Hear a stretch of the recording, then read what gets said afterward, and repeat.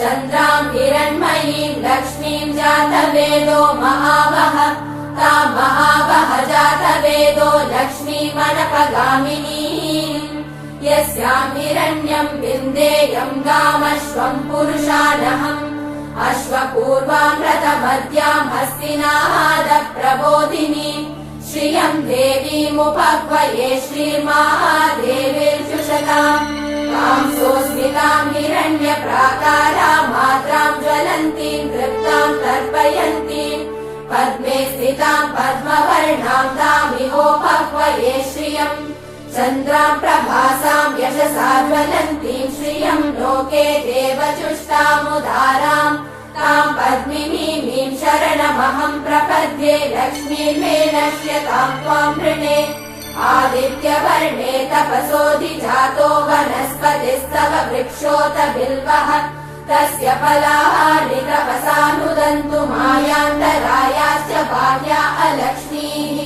उपैतुमाम् देव सककीर्तिश्च मणिना सह प्रादुर्भूतोऽस्मि राष्ट्रेऽस्मिन् कीर्तिवृद्धिम् ददातु मे शुक्तिपासामलाम् ज्येष्ठामलक्ष्मीम् नाशयाम्यहम् अभूतिमसमृद्धिम् च सर्वान् निर्नुद मे गृहात् गन्धद्वाराम् दुरादर्शाम् नित्यपुष्टाम् करीषिणीम् ईश्वरीकुम् सर्वभूतानाम् तामिहोपह्वये श्रियम् मनसः काममाकूतिम् वाचः सत्यमशीमहि पशूनाम् रूपमन्नस्य मयि श्रीशयताम् यशः कर्दमेन प्रजा भूता मयि सम्भव कर्दम